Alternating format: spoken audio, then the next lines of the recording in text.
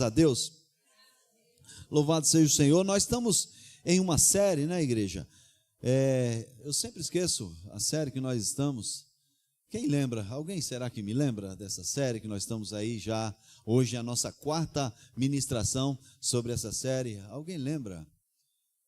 Uma fé simples. Oxa, tem quem lembre. Nós estamos nessa série, uma fé simples, trazendo princípios, como o Gabriel falou para nós aqui. Olha só que coisa linda.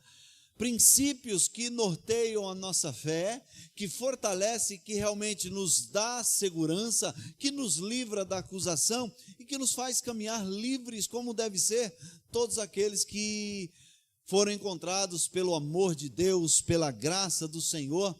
Princípios que são simples e que, infelizmente, a religião, o homem sempre quer complicar um pouquinho aquilo que o Senhor coloca de forma simples. Então nós estamos querendo construir com vocês uma fé realmente solidificada naquilo que o Senhor tem colocado na sua palavra. Por isso nós ficamos 2 semanas falando sobre a suficiência das Escrituras Sagradas, ou a Escritura Sagrada como nossa regra de fé e o norte para tudo que vamos fazer, porque não dá para a gente falar de fé, não dá para a gente falar de princípio, sem entender que os princípios estão aqui.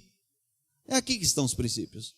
Não é o achismo do pastor, não é o sentimento de alguém, não é a vontade, nem a boa vontade, os bons desejos, são os princípios. E aí nós falamos sobre a palavra, depois falamos sobre a fé. Sobre essa fé foi tão bacana. Acredito que, eu não sei se você está, e se não está, eu quero te motivar a estar.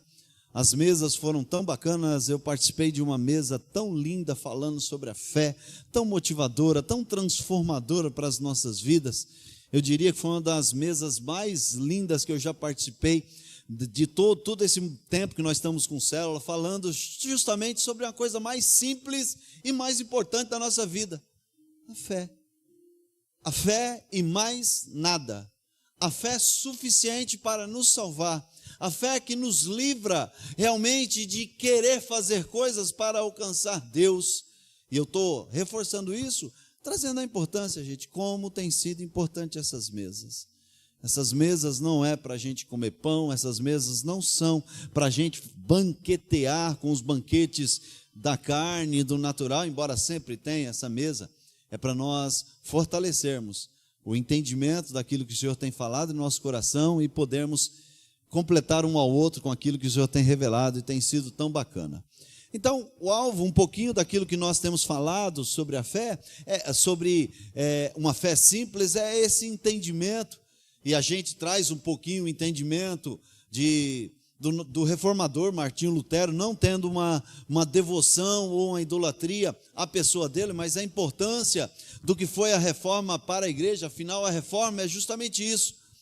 Deus institui, dá para os apóstolos todos os elementos para a continuidade, e os primeiros cristãos caminham com uma fé simples, porém o homem no meio da jornada volta tudo ao passado, a olhar para o passado, a querer viver da lei, a querer colocar um monte de regras, de religiosidade, um monte de empecilho, para que as pessoas tenham dificuldade de alcançar aquilo que já foi entregue, simplesmente pela fé. Então, Martinho Lutero entra num tempo como esse, e quiçá nós possamos, num tempo como esse, se levantar, erguer a bandeira da suficiência das coisas simples, e entender, poxa, o evangelho não é tão difícil como se fala. A palavra de Deus, ela é muito simples para nós seguirmos. Nós não precisamos mais de sacramentos, de penitências, de boas obras, de indulgências ou de comprar qualquer coisa para garantir o nosso lugar no céu.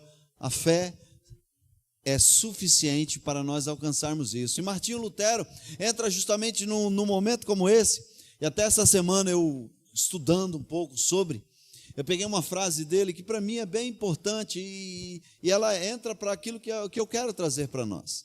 Martinho Lutero diz assim: eu tinha tanto zelo pelas coisas de Deus, que se eu tivesse continuado no caminho da religiosidade, buscando obras para minha salvação, eu teria me martirizado até a morte com tantos flagelos, vigílias, orações, penitências e tantas obras que eu queria fazer para chegar até Deus. O que ele está querendo dizer com isso, gente? É que se nós não entendermos esses passos simples que nós estamos falando, ou nós vamos desistir da fé, ou a gente vai viver com a culpa da insuficiência de fazer para agradar a Deus. Porque a verdade da vida é, preste bem atenção nisso, todos aqueles que de fato tiveram um encontro com Jesus Cristo, sempre achará que está fazendo pouco. Essa é a verdade. Todos, absolutamente todos que tiveram um encontro com a graça, a verdade desse encontro se manifesta em reconhecer, cara, sempre será pouco, sempre é muito pouco.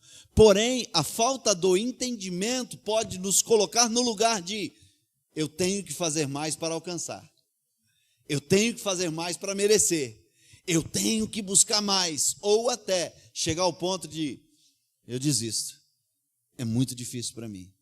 E o que nós estamos querendo trazer nesses dias para a igreja é, gente, já foi feito, tetelestai, já está consumado, a dívida foi paga, o Senhor já pagou lá na cruz.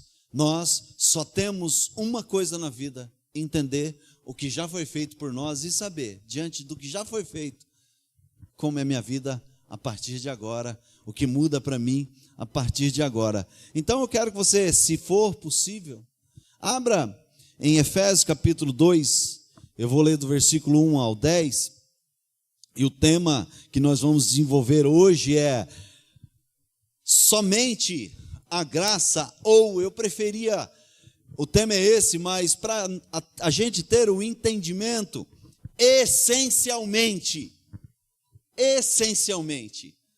a graça. Somente isso. Somente a graça de Deus.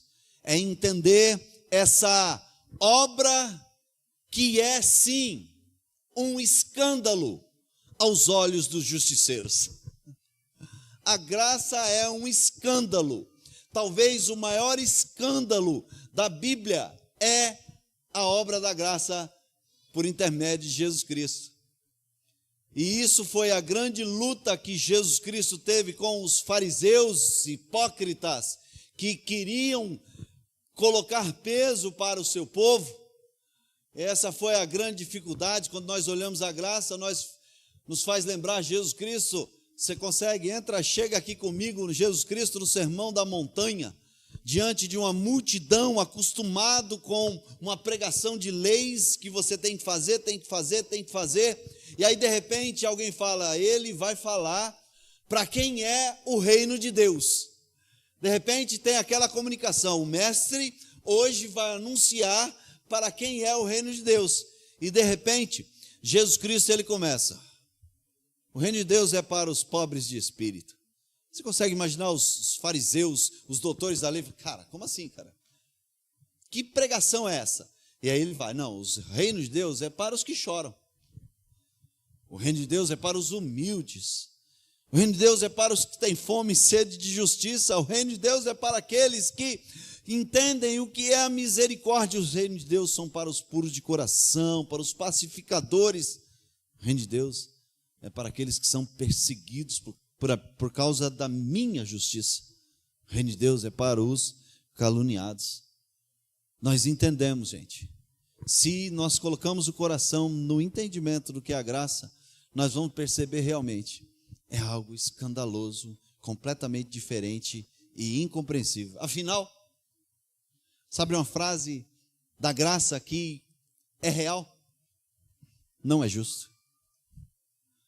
Não é justo. Talvez uma frase que nós devemos ter no nosso coração e que os justiceiros vão ter a vida toda. Não é justo. Essa pessoa fez isso a vida toda e Jesus salvou. Essa pessoa não fez nada, não é justo. Como assim? Pois é, gente. Por isso que nós precisamos entender a graça.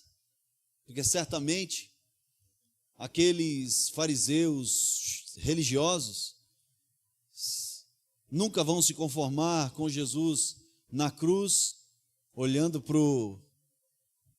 para aquele malfeitor lá e falando: hoje estarás comigo no paraíso. Com certeza, o justiceiro, e talvez eu e você, iria falar: Jesus, não é justo você inaugurar o reino de Deus, o reino dos céus, com um bandido, com um assassino. Pois é, a graça de Deus é um escândalo. E por isso nós precisamos entender e trazer ela para a nossa vida, para ver o que faz parte de nós. Enfim, texto de Efésios capítulo 2, se puder abrir para nós aí, Efésios capítulo 2, versículo de 1 a 10, hoje eu quero fazer uma ministração expositiva dentro desse texto, que é um dos textos principais do apóstolo Paulo, sobre a graça de Deus e a suficiência dela. Efésios capítulo 2, eu vou estar lendo do versículo 1 até o versículo de número 10, eu gostaria que você lesse comigo e deixasse a sua Bíblia aberta para nós falarmos sobre esse texto e para que nós possamos ter o entendimento da teologia do apóstolo Paulo em relação à salvação, à graça de Deus. Acompanha comigo a leitura que diz assim: Ele vos concedeu a vida, estando vós mortos nas vossas transgressões e pecados, nos quais andastes no passado conforme o curso desse sistema mundial, de acordo com o príncipe do poder do ar, do diabo, o espírito que agora está atuando nos que vivem na desobediência. Anteriormente, todos nós também caminhávamos como eles, buscando satisfazer a vontade da carne, seguindo os seus desejos e pensamentos, e éramos, por natureza, destinados à ira, por natureza. O que seria natureza? O natural, o comum, é isso e ponto. Por natureza, a nossa natureza estava destinada à ira de Deus. No entanto, Deus, que é rico em misericórdia, por meio do grande amor com que nos amou, deu-nos vida com Cristo, estando nós ainda mortos em nossos pecados. Portanto, pela graça sois salvos. Deus nos ressuscitou com Cristo e com Ele nos entronizou nos lugares celestiais em Cristo Jesus, para revelar nas eras vindouras a suprema riqueza da sua graça, por intermédio da sua bondade para conosco em Cristo Jesus. Portanto, pela graça sois salvo, por meio da fé. Isso não vem de vós, é dom de Deus. Não vem por intermédio das obras, a fim de que ninguém venha ser besta, ninguém venha se orgulhar por esse motivo. Pois somos criação de Deus, realizado em Cristo Jesus, para vivermos em boas obras, as quais Deus preparou no passado para que nós as praticássemos hoje. Nós vemos dentro desse texto, fica aí com a sua Bíblia aberta, eu quero ir muito direto. Paulo faz 3 menções do significado da graça, e primeiramente eu quero conversar sobre isso dentro do texto. No versículo de número 5, abre aqui para nós, no versículo de número 5, Paulo diz que Deus deu-nos vida com Jesus Cristo, quando estávamos, ou estando nós, ainda mortos em nossas transgressões, em nossos pecados. Portanto, pela graça você é salvo. Um ponto importante de nós entendermos: ele relata aqui sobre alguém que está morto, sobre alguém que não tem condição nenhuma de tomar uma decisão, de fazer algo bom, de se achegar a Deus. É num tempo como esse que Jesus Cristo vem e entrega algo em nossas vidas, deu-nos vida em Cristo. Olha aqui para mim, igreja, de verdade eu quero frisar isso o tempo todo na minha pregação, o tempo todo. Se nós tirarmos Jesus Cristo da nossa vida, se ele se tornar apenas um amuleto, um crucifixo, um símbolo na nossa vida, o sentido da nossa fé acabou. O sentido total, absoluto da nossa fé, da nossa vida, da verdade bíblica sobre salvação, Jesus Cristo. Não é arrepio, não é relacionamentos, não é ambientes saudáveis, não é alegria, não é as pessoas, não é o pastor bam, bam, bam, não é o melhor motivacional, porque nós podemos contratar o melhor motivacional para pregar para um morto. Não vai resolver o problema. Eu me lembrei do Pablo Marçal. Nós podemos convidar ele para chamar Pablo Marçal para fazer levantar, mas ele não consegue levantar um morto. Não é pela motivação, não é pela palavra bonita, não é pela eloquência, não é pela beleza, é algo muito maior. Porque o estado é preocupante, é estado de morte. Deu-nos vida quando nós estávamos mortos. Por quê? Porque ele quem? Deus, ele é gracioso. Deus é gracioso. Não é algo que nós alcançamos. Ele deu porque ele é um presente. E ele continua no versículo de número 7. As 3 menções, eu quero começar, primeiro ele fala de uma graça dada a todos que estão mortos, e aí ele fala no versículo 7, se puder abrir para mim, aqui está escrito, para mostrar nas eras que vão vir a incomparável riqueza da sua graça, da graça que é dado por intermédio de Jesus Cristo. Por intermédio da sua bondade para conosco em quem? Jesus Cristo. Sabe, gente, uma das coisas que, assim, eu tenho um temor, que de certa forma eu vejo que, às vezes, sem perceber, nós tiramos a peça principal do Evangelho e colocamos algo que, sabe, é poético, bonito, mas que não resolve. Resolve a nossa vida, o centro da nossa vida, Jesus Cristo. O nome sobre todo nome, Jesus Cristo. O que eu devo investir a minha vida inteira para conhecer e ser transformado? Jesus Cristo. Em toda a palavra da minha vida, em toda mesa que nós devemos sentar, se realmente é espiritual, Jesus Cristo tem que estar nela. Esse nome tem que aparecer. A obra dele tem que aparecer, não é palavras, entende? Eu não sei se você consegue entender o que eu estou querendo dizer. Não é palavras bonitas, não é boa vontade, sabe? Não é boas intenções, é ele. Por quê? Porque toda a transformação não é causada pela minha boa vontade, pela minha intelectualidade, pela minha inteligência, mas é por ele. Só há transformação onde Jesus Cristo está. Então, o texto fala justamente sobre isso, uma manifestação da pessoa de Jesus Cristo. Você quer realmente ser transformado? Invista a sua vida para conhecer a Jesus Cristo. Sabe, gente, na nossa jornada, às vezes nós investimos tanto em tantas coisas, investimos no nosso dom, e eu não estou falando que não devemos investir. Sabe, o pregador se investe em aprender a ser um bom pregador, sabe, técnicas, e eu não sou nada contra isso, eu acho que tem e deve, mas isso não é essencial.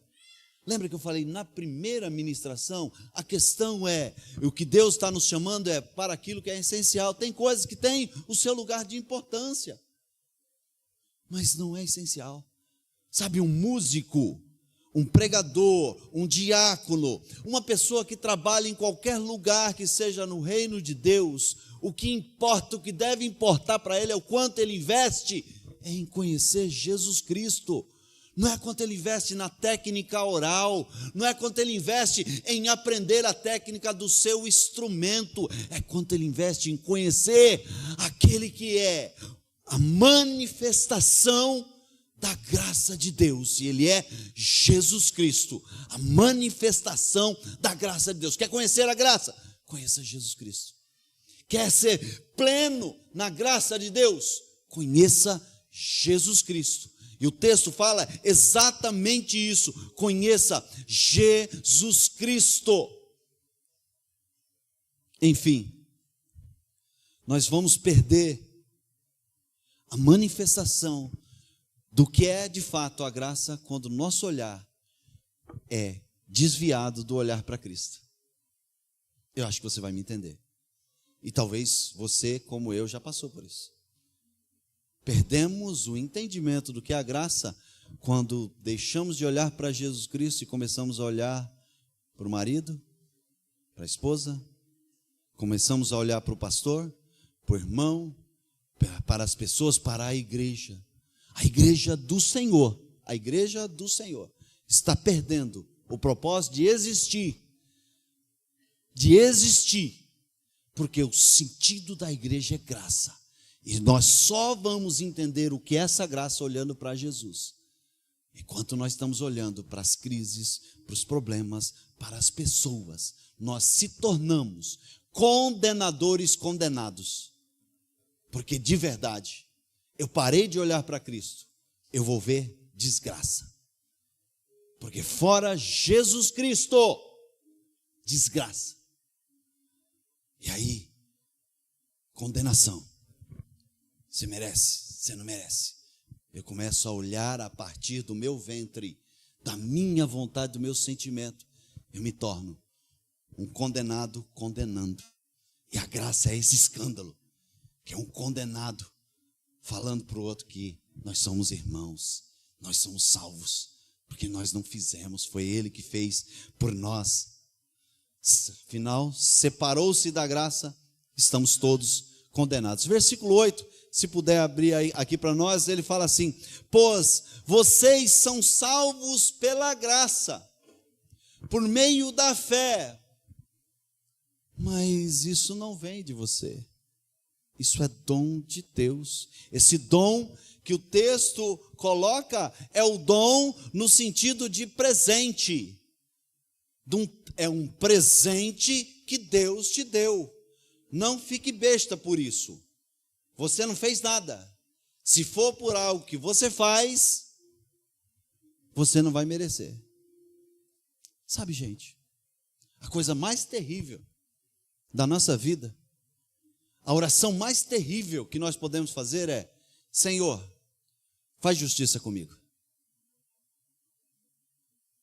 Senhor, me dá o que eu mereço. E muitas vezes, por causa desse sistema enganoso que nós vivemos, nós achamos que temos direito a alguma coisa. E o que eu quero nesta noite é que nós possamos ter o pleno entendimento do que é o tamanho dessa graça, o escândalo, o quão grande é essa graça e o quão feliz deve ser qualquer um que conseguiu ter encontrado com essa verdade, gente. Nós deveríamos ser as pessoas mais felizes da terra. Por quê? Porque essa graça é algo maravilhoso para alguém que não merece, como eu e você. Então quero conversar com vocês sobre isso, para nós termos o entendimento da graça. Para nós termos o entendimento da graça, e talvez, e minha oração é que o Espírito Santo possa nos convencer nesta noite, nós precisamos ter a consciência da desgraça. Sem consciência da desgraça, nós nunca vamos entender o que é a graça. Eu estava preparando essa mensagem essa semana, pensando, tentando trazer o entendimento de tudo isso. E me veio a lembrança, não tem a ver comigo, tem a ver com algo que eu quero apenas trazer para que nós possamos ter o entendimento de quando nós entendemos a desgraça, nós buscamos salvação e aceitamos ela. Acho que a maioria de vocês sabe que eu e minha família, nós passamos em 2016 por uma enchente terrível, terrível e muito terrível. Eu não gosto de falar sobre isso, porque o que Deus fez para nós foi algo tremendo, maravilhoso, mas nesse momento me traz esse entendimento para que possa servir de ilustração. Eu e Rosângela, nós estávamos na loja, no segundo piso, salvando o que nós podíamos salvar, né, Rosângela? Salvamos móveis, salvamos nossos computadores, salvando algumas coisas, e focado na salvação daquilo que a gente podia salvar, sem a consciência do ambiente de desgraça que nós estávamos vivendo. A preocupação é: precisamos salvar, vamos salvar, e baixa a cabeça e corre, não, vamos salvar. De repente, a gente estava no segundo andar da nossa loja, um bombeiro com um remo, ele bate o remo no vidro, mas ele estava de bote. Ele bate o remo no vidro e fala: se afasta, que eu preciso tirar vocês daí. A minha resposta imediata: não, em hipótese alguma, nós temos mais coisa para salvar. Ele fala: não, vocês precisam salvar a vida de vocês, porque isso está um caos e vocês vão ficar alagados. Quando ele fala, a gente tem a noção da desgraça que nós estávamos, que era muito maior do que salvar roupa, era muito maior do que salvar a empresa, era uma questão de vida, de ser salvo. Naquele momento nós buscamos, e agora o que nós fazemos? Ainda resistimos, porque é assim que nós somos, resistimos não, tem algum jeito, não, afasta que nós, não, peraí, olhamos, falamos: não precisa quebrar, vamos dar um jeito. A gente saiu. Quando a gente entrou naquele bote, quando nós sentamos naquele bote, na hora que a gente olha uma cidade toda alagada, a nosso prédio já passando para o outro piso, que nós fomos ter a dimensão da desgraça que nós estávamos. Realmente, nós precisávamos de uma salvação que estava fora de nós. Se nós não tivermos o entendimento da desgraça que é o ser humano sem Deus, nunca vamos ter o entendimento da obra da graça de Deus operada por Jesus Cristo lá na cruz por nossas vidas. Então nós precisamos ter esse entendimento. A vida do homem sem a graça, ela é uma desgraça. E nós precisamos entender. Então, quando nós olhamos, Paulo fala 3 afirmações no texto que nós lemos sobre a condição do homem, a minha e a sua. Não tem bom, não tem melhor, não tem bonzinho. Todos que nasceram estão nessa condição catastrófica de desgraça. E talvez alguns, por ser tão bons, vão discordar, e está tudo bem. Quer dizer, não está tudo bem. Eu vou falar: se você discordar, sentir, não concordo com isso, me desculpa, talvez você esteja numa desgraça muito grande. Talvez o orgulho chegou no seu coração, e a obra da graça é a quebra do orgulho, porque a graça nos humilha. E se a graça nos humilha, e se é a graça, nós não nos sentimos humilhados. É a humilhação que traz alegria, porque ela apenas nos coloca de volta ao lugar onde nós nunca devíamos ter saído, na relação e aos pés da cruz do Senhor. Essa é a graça. Então, primeiro, eu já li, Paulo, ele faz uma afirmação no versículo de número 1, coloca o versículo de número 1, por favor. O versículo de número 1 diz assim: ele vos concedeu vida, estando vós ainda mortos em suas transgressões. É difícil nós ilustrarmos, mas a realidade humana sem a graça, talvez nós podemos fazer uma ilustração. Não sei se você já assistiu, eu não gosto muito desse tipo de filme, mas eu já assisti alguma coisa de zumbi. Sabe, zumbi é aquele que fica, sabe, andando a esmo. O que eu vi uma vez, ele vai em busca de cérebro, né? Para se alimentar, mas ele não tem consciência, ele não sabe o que está fazendo, ele simplesmente vive uma vida. Essa é a vida do homem. Ou melhor, talvez a gente possa entender, um defunto jogado em um rio, que só vai seguir o curso do rio. E Paulo fala exatamente isso. Nós temos uma vida biológica, mas não temos a vida de Deus, que nós aprendemos, a vida Zoe, que é a vida de Deus, uma vida espiritual. Somos zumbis achando que temos vida. Somos pessoas que são doutrinadas pelo Deus desse século a entendermos que somos alguma coisa, mas não somos nada.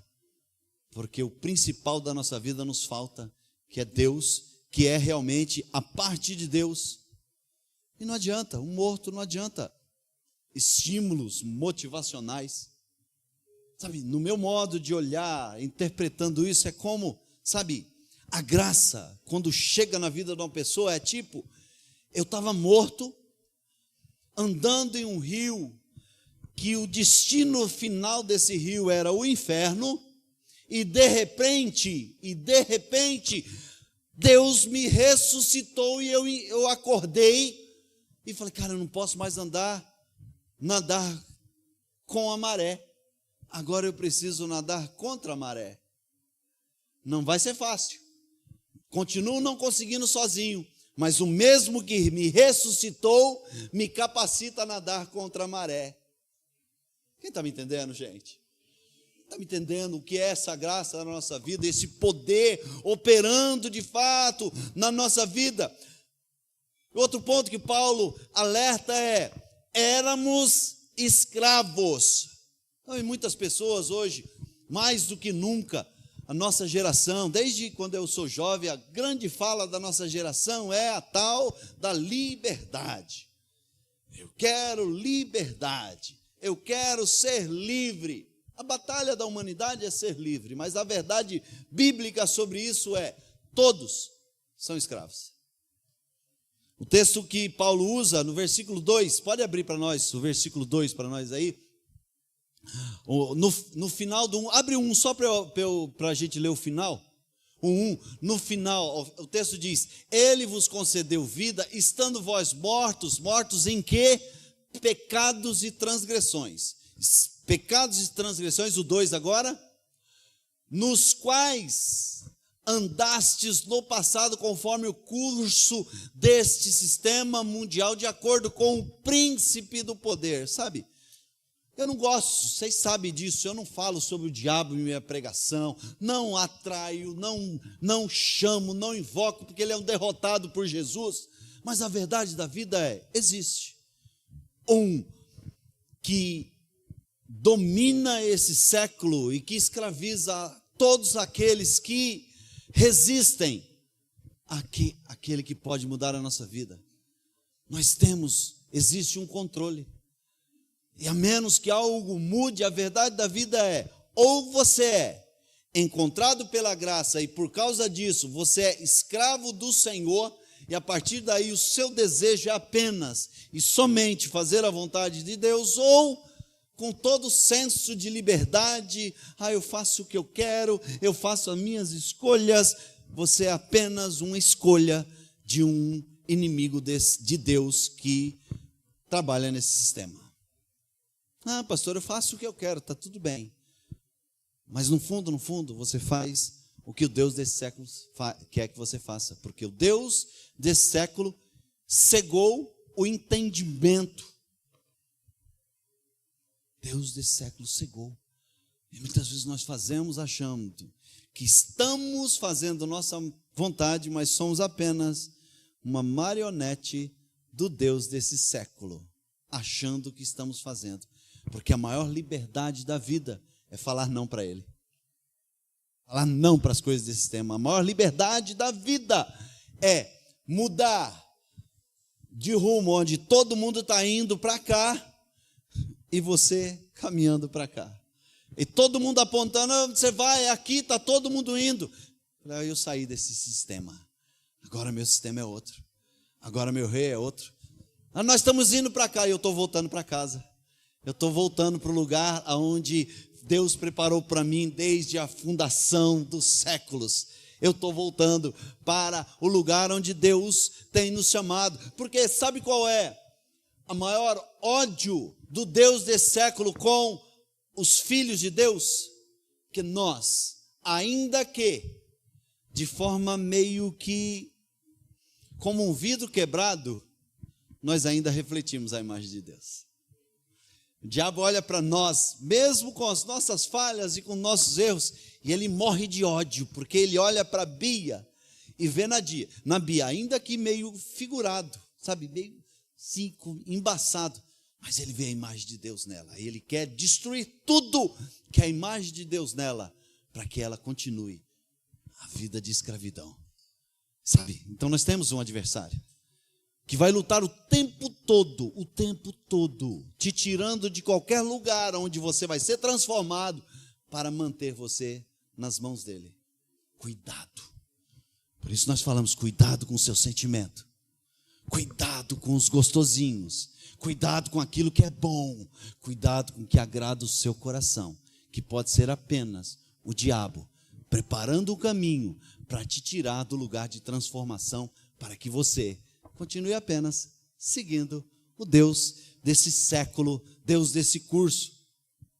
E essa é a irritação. Sem a graça, nós somos mortos. Essa graça que nos ressuscita.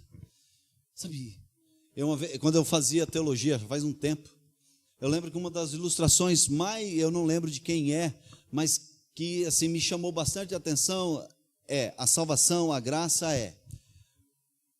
uma pessoa que de repente se encontrou num chiqueiro, vivia como um porco, e agora ele percebeu que ele é homem e não dá mais para viver nesse chiqueiro. Agora ele precisa se lavar, se limpar e voltar para ser o que ele foi chamado para ser. Mas sem a graça, está tudo bem viver no chiqueiro. Sem a graça, está tudo bem seguir o curso desse mundo. Sem a graça, nós vamos arrumar desculpa, nós vamos arrumar meios, vamos sempre ir contra tudo aquilo que é de Deus. É a graça que nos dá essa capacitação de gritar: socorro, eu não consigo me salvar, socorro, minha vida é uma desgraça, socorro, me salva, Senhor. Me ajuda nessa jornada, é essa compreensão. Por isso que esse tema é tão importante de nós desenvolvermos e olharmos. E Paulo termina, ele fala, o terceiro ponto que ele coloca, éramos como um para-raio de Deus. Abre aí o versículo 3 para nós, por favor. Anteriormente, todos nós também caminhávamos entre eles, buscando satisfazer a vontade da carne, seguindo os desejos, pensamentos, e éramos, por natureza, destinados à ira de Deus. Falar sobre isso numa sociedade que busca sempre o politicamente correto, não é fácil, mas é Bíblia. Todo ser humano que não é encontrado Cristo é um para-raio da ira de Deus. Quem já viu um para-raio? Eu lembro quando eu era pequeno, fez uma escola perto de onde eu morava, aquele coisa lá em cima, aquele para-raio. Por que era um para-raio? Se cair raio por perto, vai ser nele. Por quê? Porque atrai a ira. Por causa do quê? Do pecado. Todos. Aí, só para a gente ilustrar e fortalecer o que nós estamos falando dentro da Bíblia, João 3,16 é lindo, maravilhoso, o texto principal da Bíblia, porque Deus amou o mundo de tal maneira que deu seu único filho, para que todo aquele que nele crê não pereça, mas tenha vida eterna. E aí o texto vai falando do amor de Deus, da salvação por intermédio de Jesus Cristo. Quem tem o filho tem a salvação. Mas esse mesmo texto, João 3, coloca aqui para mim, versículo 36, no mesmo texto que está falando de salvação, João 3, 36, ele lembra: quem crê no Filho tem vida eterna. Tipo, quem crê no Filho não é mais para raio. Quem crê no Filho, onde Deus encontrar o Filho, esse aí não é mais para raio. A ira de Deus não é mais sobre ele. Aquele que não crê no Filho não verá vida. Por quê? Porque ele é um para-raio. Mas o que ele vai ter? A ira de Deus vai permanecer sobre ele. Nossa, pastor, que injusto. É sobre isso. A graça, ela é escandalosa. Não tem a ver com a nossa justiça.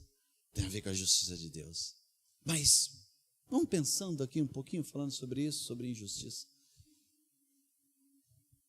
Que injustiça. Vem cá, Camila, rapidinho, rapidamente.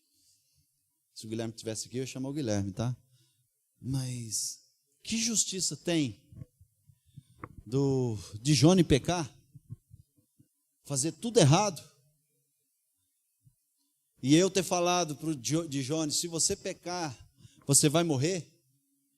Que justiça tem eu, para salvar de Johnny, que pecou, que fez tudo errado, eu falar: filhinha, eu te amo, mas eu preciso fazer justiça com ele. Eu preciso fazer justiça. E o meu amor não pode cobrir a minha justiça. Eu amo Johnny, eu amo toda a humanidade. Mas eu preciso, por causa do princípio, eu preciso derramar a minha ira. Mas para salvar ele, eu vou ter que derramar minha ira sobre você. Você vai morrer, para que a minha ira seja derramada sobre você. E se o Johnny aceitar o sacrifício, a minha ira não vai ser derramada sobre ele. Quem consegue entender? Pode sentar, minha filha. Quem consegue entender? Quem consegue entender? Que justiça tem nisso? Que justo é isso? Como assim o filho? Pois é. É um escândalo. É um escândalo. É um escândalo. Para poder nos salvar, Deus tem que sacrificar o seu filho pela minha vida, pela sua vida. Não é para mensurar, não é para ficar querendo colocar questionamento, é simplesmente para entender que graça é essa. É essa consciência da desgraça que nós estamos, para entender: Senhor, eu não mereço tudo isso. É para constranger, é para chorar, é para ter lágrimas, é realmente para andar em santidade, é para mudar o curso da vida, quando nós verdadeiramente entendemos e investimos nessa verdade. O curso da vida tem que mudar. Não dá para viver igual. Não dá para mim viver igual, entendendo o tamanho dessa graça sobre a minha vida. Porque é só quando eu entendo o tamanho da desgraça que é a minha vida, eu vou entender o tamanho da preciosidade da graça de Deus para a minha vida. Abre aí o versículo 4, por favor. Versículo 4. Portanto, em algumas versões está escrito todavia. Sabe, é como se a ligação é essa, é um texto de ligação. Com toda essa desgraça, com todo esse não merecimento, com toda essa sentença contra você, contra mim, contra todos, todavia, no entanto, Deus.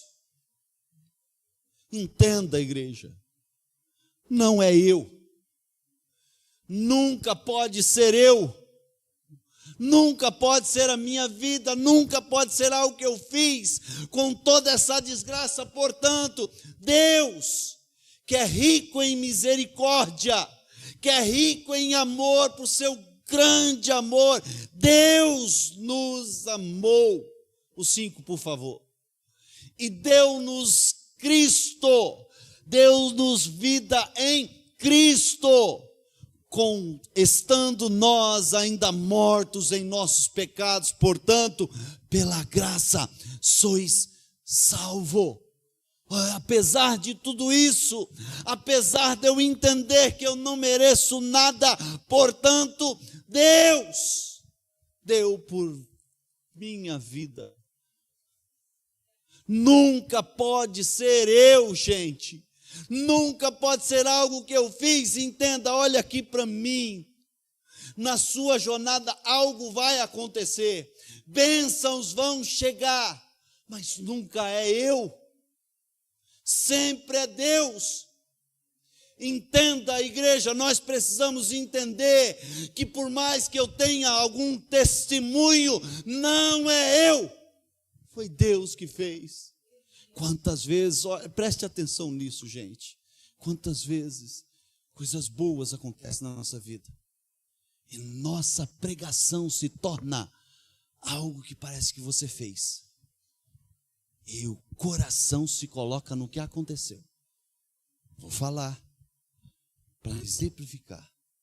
Talvez você se libertou de um cigarro, de uma bebida, de uma droga. E na jornada, o testemunho é: eu me libertei. Muitas vezes o casamento foi restaurado. E a vida é a partir do casamento restaurado, não do restaurador do casamento.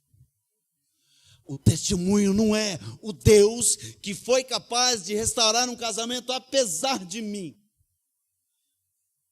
Talvez as pessoas não me entendam por que eu sou tão, às vezes, averso a alguns tipos de testemunho.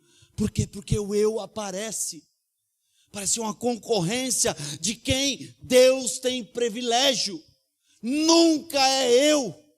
Sempre é Deus, nunca vai ser eu. Se tiver alguma coisa, sempre será Deus. Todavia, Deus nunca pode ser eu. É a misericórdia dele, é o amor dele, é porque ele nos amou. E aí Paulo conclui no 8 e 9, abre o 8 para nós. Portanto, pela graça sois salvos, por meio da fé. Isso não vem de vós, isso é dom de Deus. 9. Não vem por intermédio das obras, a fim de que ninguém venha se orgulhar por esse motivo.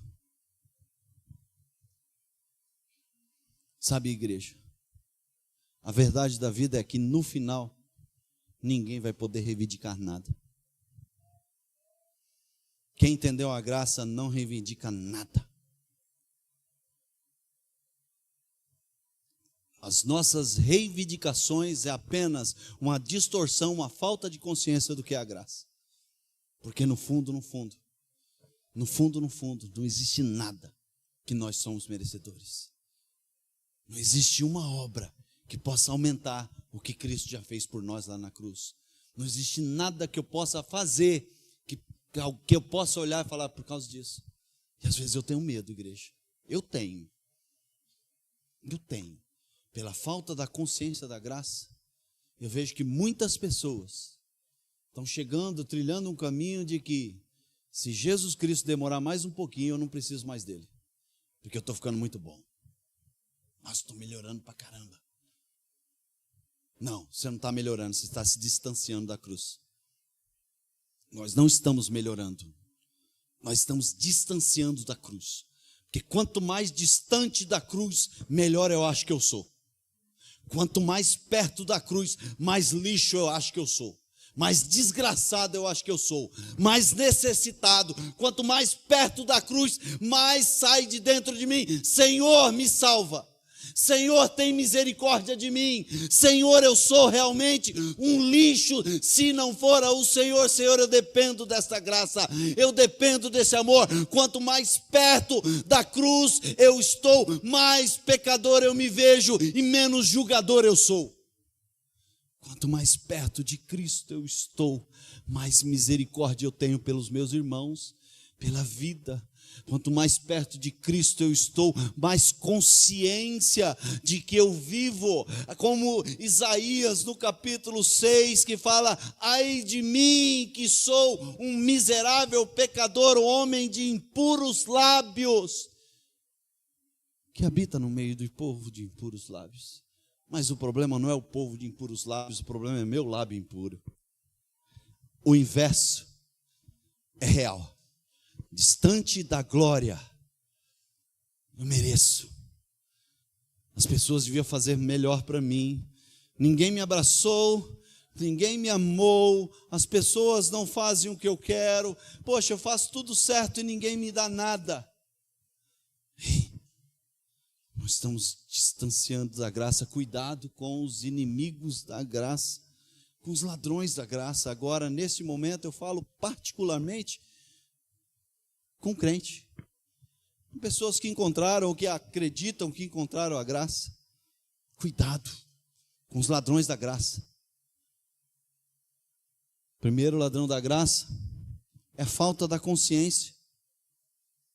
Sabe o que é a falta da consciência? É de graça. É de graça. Mas custou a vida do filho. Custou tudo para Deus, mas é de graça. É como você vai para um filho num resort maravilhoso. E aí o filho, sabe? Vamos lá, eu tive a oportunidade de ir no navio. Vou trazer isso como ilustração para a gente entender. Eu com meus filhos lá, de repente, se deliciando de tudo, e tá, não, já está pago, não precisa pagar nada, de tudo. E aí depois os filhos vão contando para todo mundo, cara, eu sou bom mesmo, porque o lugar que eu fui, chegava lá, não precisava pagar nada, tudo era de graça. Mas o pai sabia o quanto ele pagou, para que o filho pudesse desfrutar daquele ambiente. Realmente, não há nada que você possa fazer que mude essa graça. Mas custou tudo. Custou a vida do filho. Custou a vida do perfeito. Essa falta da consciência do preço que foi pago para que nós pudéssemos ser alcançados, faz com que nos tornemos servos tristes. Porque a consciência da graça me faz servo alegre. E a falta da consciência da graça me faz um servo triste. Porque a consciência da graça me faz entender, eu faço porque Ele fez por mim. A falta da consciência da graça faz, eu faço e ninguém faz nada por mim. Eu faço e as pessoas não reconhecem o que eu faço. Isso é um ladrão da graça. Eu faço porque eu não merecia nada. Eu era um porco imundo. Ele me encontrou, me resgatou, colocou novas vestes e me deu um destino, gente. Sem essa consciência, nós nunca vamos ser a igreja. Nós nunca vamos entender a verdade do Evangelho. Segunda ladrão da graça é a religiosidade e a meritocracia. É tão difícil lidar com isso, porque nós somos bombardeados por receitas. Faça isso que você merece isso. Faça isso que você vai alcançar isso. A graça acaba com isso. Porque ela é inaugurada com um ladrão na cruz, cara. O que esse ladrão fez para Jesus? Me fala. Quantos dias ele congregou? Quantas almas ele ganhou? Quanto ele se santificou? Nada. Porque a santificação, a obra, o que vem depois é apenas um resultado que de fato eu fui encontrado por essa graça. E aí eu faço com alegria, não pelo resultado que eu vou ter pelo que eu faço, mas pela graça. Olha aqui para mim, gente. A maioria dos crentes, aqui não, mas a maioria do crente, se for feita uma pergunta, se você se encontrar com um anjo, e o anjo te perguntar, por que você merece o céu? Talvez a maioria de nós vai responder, cara, eu tentei fazer tudo certinho. Cara, eu orava, sabe, eu jejuava, eu servia na igreja, eu ia na igreja todo domingo, eu ia na igreja 5 vezes por semana. Eu fui um bom marido, eu consegui ser uma boa esposa, eu consegui ser um bom filho.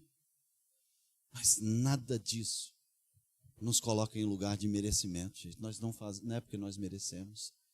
Nunca será porque seu casamento, sua família é linda. Nunca será por algo que você fez, nunca será por um dom que você tem, nunca será. Sempre é o resultado da cruz de um Deus que deu a vida por nós. Terceiro, que talvez hoje é o grande perigo da nossa geração. Alguns chamam de hipergraça. Eu não chamo de hipergraça porque maior do que a graça é impossível. Então não há adjetivo pelo tamanho da graça. Eu prefiro chamar da graça barata ou da libertinagem. Cara, ninguém que tem um encontro com essa graça consegue viver uma vida libertina. Não consegue. Ah não, o cara teve encontro com a graça e não mudou nada. Aí, para. Ele teve encontro com a religião, ele teve encontro com pessoas, ele teve encontro com alguém que ele teve afinidade, com um movimento legal, mas não foi com a graça. Porque a graça transforma. Eu gosto, eu talvez não vou conseguir falar a ilustração correta, mas tem uma pregação, depois você procura no YouTube, aí você vai ter melhor, chamada pregação impactante. Pregação impactante de Paul Washer. E ele, ilustrando essa pregação, ele fala, imagine você que eu, venho aqui dar um testemunho, e aí no meu testemunho eu falo, cara, eu estava vindo de motinha.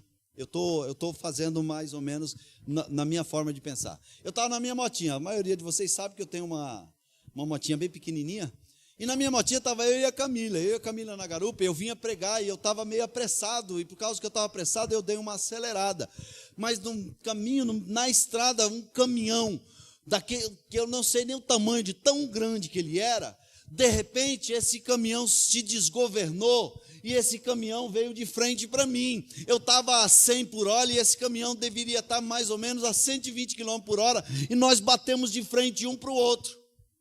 Mas eu estava tão apressado, eu bati de frente, eu caí, eu arrumei as minhas coisas e saí e estou aqui para pregar, porque Deus é comigo. Você iria acreditar nisso? Que eu caí, bati de frente para um caminhão e não fui destruído e não fui morto? A graça é esse caminhão que vem ao encontro do pecador. E esse caminhão bate de uma forma tão poderosa em nós que nós morremos para o mundo. E aí a gente é ressuscitado agora, uma nova vida. É um novo ser, é um novo homem, uma nova natureza, é uma nova maneira de viver. Ei, a graça me faz morrer, porque não tem como ter um encontro com esse caminhão tão poderoso que não vai gerar morte, vai morrer, mas vai ressuscitar para uma nova vida, para um novo momento, para mudar, porque a graça muda tudo na nossa vida. Então não tem, ah não, é porque a graça, venha como está. Ei, Deus te ama tanto. João 3,16, Ele ama tanto, Deus ama de tal maneira que Ele te aceita, te recebe do jeito que está, mas Ele te ama tanto,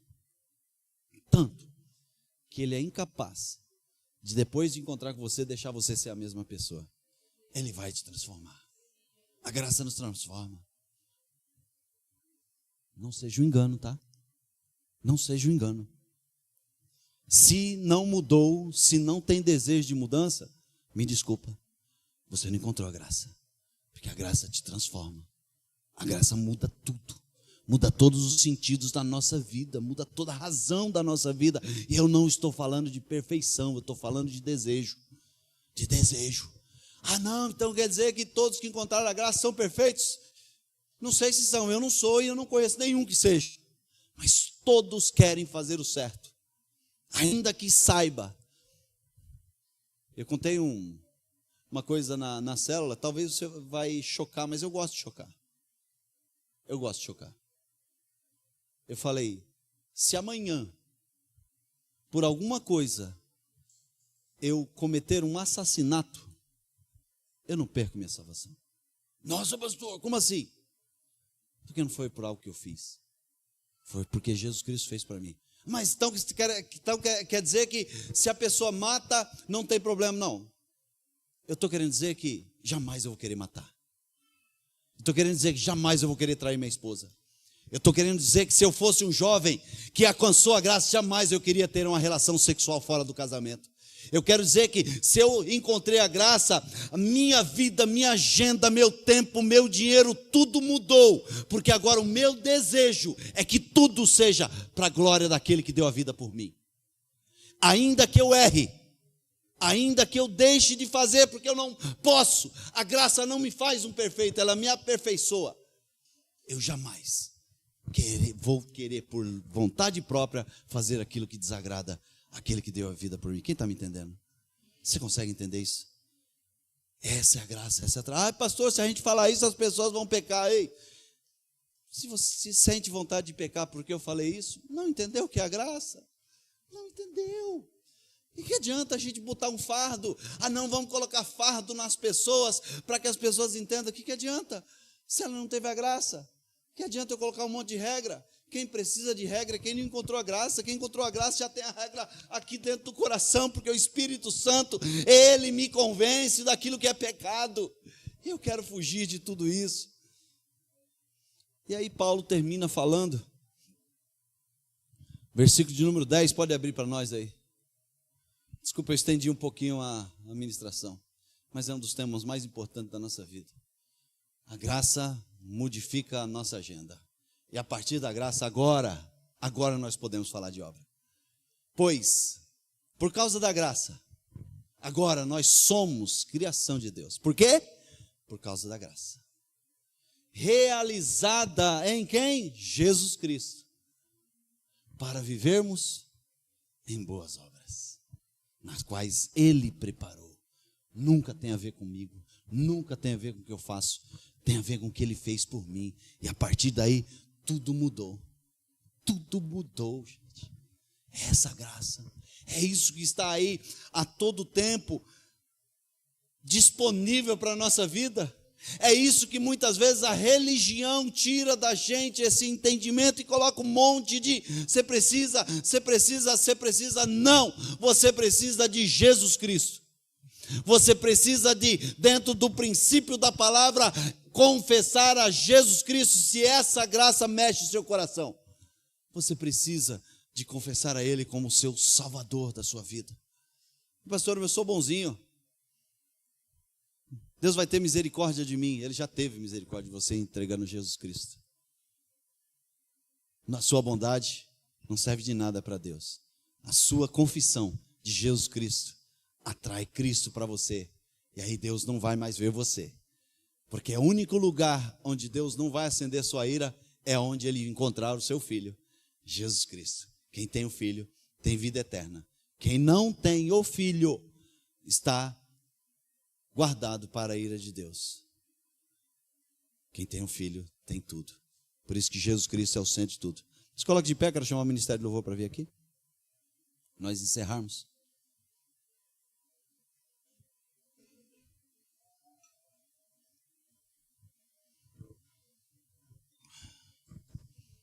Quem está entendendo o impacto da graça na sua vida? Você está entendendo, gente? Está entendendo que o sentido de tudo da nossa vida é essa mensagem, não porque eu estou trazendo, porque eu trouxe apenas uma exposição do que Paulo relata na sua carta aos Efésios. Embora eu tente trazer ilustração para fortalecer o nosso entendimento, a verdade é essa. Não tem outro caminho, não tem outra verdade. É essa graça que nos chama. É essa graça que Jesus Cristo, quando os fariseus querendo colocar peso, e eles, em Lucas capítulo 15, eles vê Jesus Cristo pregando para todos, eles falam, esse daí, ó, a roda que ele está se assentando, ó, com quem que é, para quem que ele está falando. Aí Jesus Cristo começa uma série de narração, e entre essas narrações, ele coloca a narração de um pai que tem 2 filhos. Aí ele quebra tudo. Aí ele quebra tudo. Vocês estão falando? Mas é isso aqui. Um pai tinha 2 filhos, o mais novo, ele pede a sua herança e vai, e gasta absolutamente. E um dia ele cai em si. Vou voltar para casa do meu pai, não mereço mais nada. Entenda. O entendimento da desgraça atrai a graça. Que desgraça é essa que eu estou aqui no meio de bolota de porco? Meu pai, ainda que ele não vai me receber como filho, mas ele pode me dar um trabalho. Eu vou voltar para a casa do meu pai.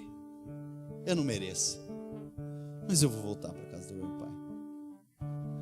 Aí ele volta no caminho. Quando ele está no caminho, longe, o pai vai ao encontro dele, o abraça. Quando ele fala, pai, eu não mereço, ele, filho, não quero que você fale nada. Prepara o melhor para esse aqui. Melhor novilha.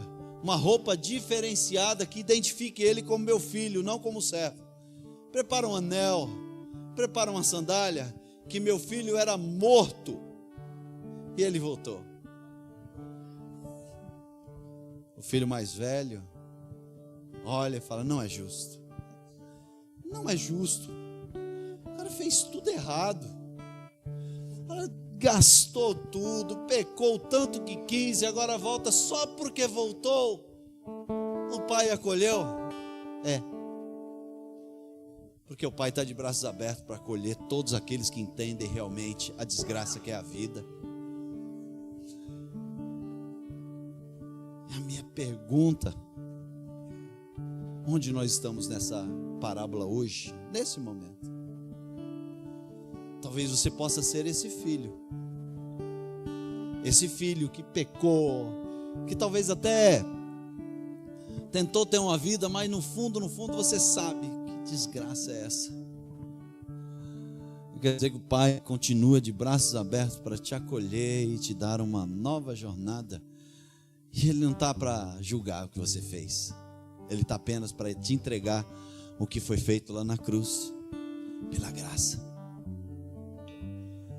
Eu quero perguntar, tem alguém aqui nessa noite que talvez entenda e não confessou, não voltou para Cristo, não entregou a sua vida totalmente para Jesus, não confessou Jesus como Salvador, e nesta noite o Espírito Santo está tocando no seu coração e falando, eu estou te chamando.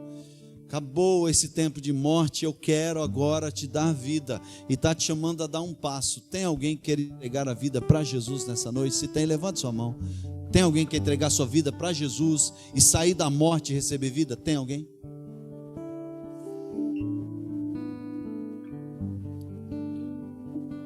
Mas também nessa história existe um outro filho, gente.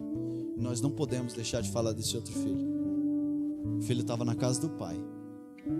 Vivia com o pai, tinha direito a tudo, mas escolheu viver a vida de julgar, porque ele não entendia que o fato dele estar ali não era porque ele fez alguma coisa para o pai. Pai, diz, faço tudo certinho. Não era por causa disso. Tinha a ver com o amor do pai. Sabe, às vezes na nossa jornada nós tornamos os filhos mais velhos. Claro que o texto teologicamente fala, o filho mais velho é a nação de Israel. É a nação de Israel. Mas às vezes eu vejo, mesmo nós sabemos, nós não somos enxertados apenas. Mas o que eu vejo, infelizmente, na nossa jornada, nós começamos a achar que nós merecemos. Não é justo. Não é justo. Cara, não é justo você ser líder do Ministério de Louvor. Não é justo. Não é justo eu ser o pastor dessa igreja. Não é justo. Não é justo o que estão fazendo. Não é justo. Aí a gente começa a ver as injustiças e não mais o tamanho do amor de Deus, que é para aquele que não merece como você não merece. Então eu acredito que sim, nós precisamos refletir sobre isso, sobre esse Deus amoroso, generoso, bondoso, que apesar de nós não merecemos nada, nos ama. Eu quero te convidar a fechar os seus olhos aí no seu lugar. Eu quero te convidar a fazer essa reflexão. Senhor, nos ajuda, Pai. Nos ajuda, Pai. Nos ajuda a entender esse tamanho dessa graça. Nos ajuda a entender o tamanho da desgraça quando nós estamos longe do Senhor. Nos ajuda, Senhor Deus, a entender o lugar que o Senhor tem nos colocado e a honra de não ser chamado de servo, de não ser chamado de jornaleiro, mas de ser chamado por filho. Nos ajuda a lembrar a festa que o Senhor dá. Nos ajuda a lembrar que o filho mais velho não nos condena mais. Nos ajuda a lembrar que hoje o filho mais velho, ele não nos condena, e não apenas não nos condena, ele deu a vida para que nós possamos ser teu filho, Pai. Nos ajuda a nos encontrar neste lugar, Pai, onde a tua graça é tudo na nossa vida, onde nós vamos gastar toda a nossa vida para conhecer a Jesus, onde nós vamos colocar a nossa agenda para ser a agenda de Deus, onde nós vamos colocar os nossos recursos todos para servir o Deus que nos encontrou, onde nós vamos gastar os nossos dias para conhecer o Cristo que nos salvou, Pai. Pai, o Senhor conhece cada vida que está aqui nesta noite. O Senhor sabe os nossos corações, Pai, nos muda, Senhor, nos muda, Jesus. Aleluia. Não, eu vou mudar, nós não vamos cantar. Eu quero terminar a minha palavra com um verso de uns poetas contemporâneos que eu amo, e quase todos os dias eu ouço as canções dele e me leva mais perto dessa graça. Estênio Márcios, talvez poucos conhecem, mas eu não vou cantar, eu vou ler a canção dele, que chama O Sonho, e que tem a ver com tudo isso que a gente tem falado. A poesia dele diz assim: sonhei que eu tinha morrido. Eu não lembro direito de quê. Me vi frente a um alto e belo portão, com uma placa escrito céu. Bati com um certo receio, e um anjo saiu para me atender. Me disse, pois não, e eu falei, quero entrar, pois aí é o meu lugar. O anjo me disse, curioso. O anjo me disse, curioso, eu não acho o seu nome em nossos registros. Eu disse, procura aí, num livro antigo, escrito antes mesmo que houvesse mundo, e ali achará com letra do rei o meu nome escrito com tintas vermelhas. Alguém entregou para o anjo registro que eu reconheci, compêndio de todas as leis que eu quebrei e todos os pecados que eu cometi. E o anjo olhou para mim visivelmente assustado e me perguntou, foi assim que você viveu? E eu então respondi, foi assim. Então como é que você tem coragem de vir nessa porta bater? E eu disse, olhe bem para o fim dessa lista. Você reconhece essa letra? E o anjo sorrindo me disse, é verdade. E escreveu, está perdoado. E ao som dessa bela palavra, aquele portão se abriu. Então eu cantava um hino. Que pena que o sonho acabou. Ficaram comigo aquelas palavras e no meu coração um sentimento. Acima de tudo, eu quero ver meu Salvador. Ninguém vai chegar no céu porque merece. Ninguém vai chegar no céu falando, eu tenho direito, porque eu vivi uma vida completamente perfeita. Mas só entrará no céu aqueles que entenderam esse sacrifício e essa graça, e por entender essa graça, se curvaram diante do rei, e o rei escreveu, perdoado. Eu não sei como está a sua vida, mas se isso não aconteceu, o céu não é realidade. Mas ao mesmo tempo, gente, ninguém vai chegar no inferno e dizer, eu não mereço. Porque lá sim, Todos que vão chegar lá vão reconhecer: eu tive essa vida, eu vivi uma vida de pecado, eu mereço estar nesse lugar. Só existe uma diferença: um nome escrito no livro da vida, por causa dessa graça, gente. E é isso, gente. É isso que o Senhor quer, que nós estimulamos uns aos outros. Não é obra da graça, não é o que a graça fez ou o que acontece depois da graça, mas é essa transformação de dentro para fora que o Senhor nos chama.